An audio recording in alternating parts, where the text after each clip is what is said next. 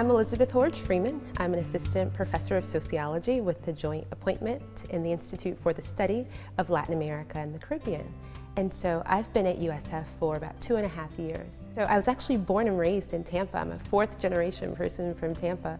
So I study families, and so family life has always been such a huge part of who I am. So it kind of made sense that my research focuses so much on families.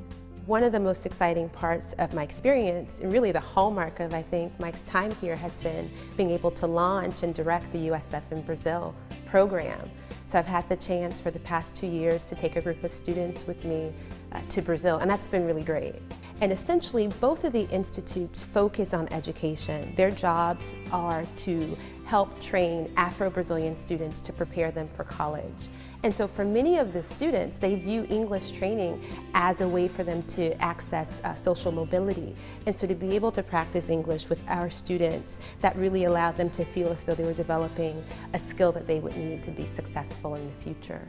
I'm really excited about the WLP Award because it will help me broaden a project that I've already started. So I have been awarded a Fulbright to go to Brazil from March 2016 until August 2016. But the original project only focused on one state. With the funding from WLP, I'm hoping to expand the research to the Amazon region of Brazil, to be able to pay student stipends for research assistants, and to allow them to help with the transcription of the data. I am so grateful to the members of WLP who have decided to invest in this project because I think that this commitment to the project will really allow me to develop as a scholar, but will also allow me to produce the type of research that has the potential to transform women's lives at the global scale.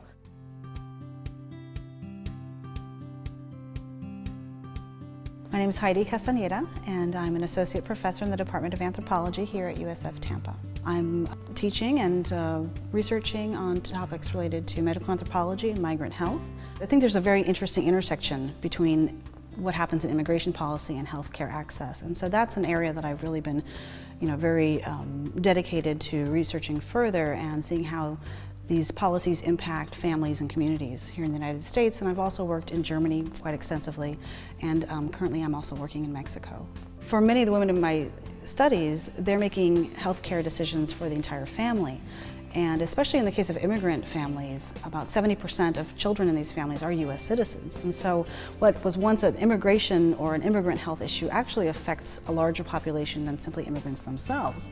So with this award, I'm going to be expanding the research that I'm currently doing on migration and health, but I'm also looking at a new trend, which is the expanding educational opportunities for second-generation migrant youth, especially those who are dreamers who came to this country as very young children.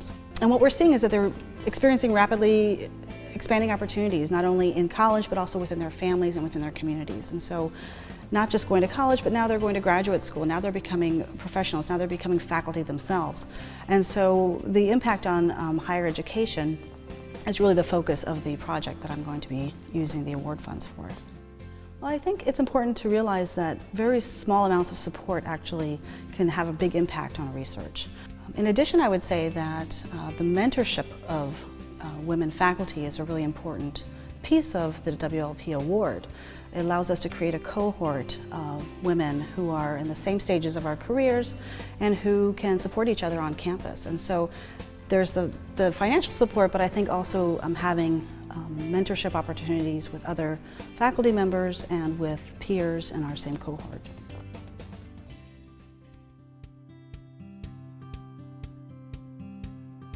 I'm Tiffany Chen, and I'm an associate professor of psychology at USF St. Petersburg.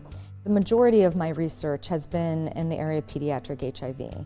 I have a joint appointment with the Department of Pediatrics, which has afforded me the opportunity to work closely over the years as both a researcher and as a clinician with children and adolescents with HIV and their families. The WLP Award is very timely because currently I'm preparing to visit Kenya this summer.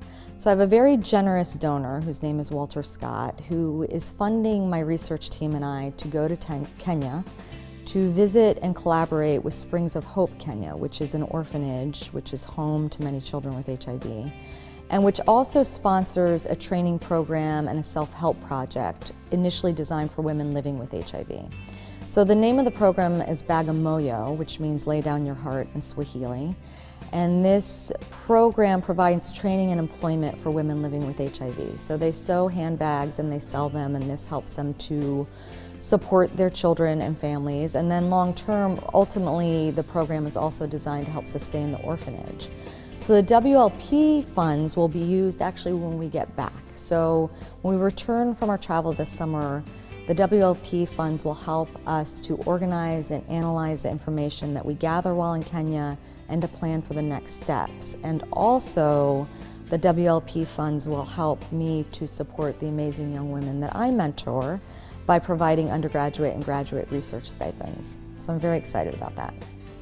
I would just like to thank the members of WLP for funding this award. I am absolutely thrilled to be a recipient of this award and incredibly honored to be among such accomplished and inspiring women. And I just love the idea of WLP, which is women helping women. And I can promise the WLP members that I will pay it forward.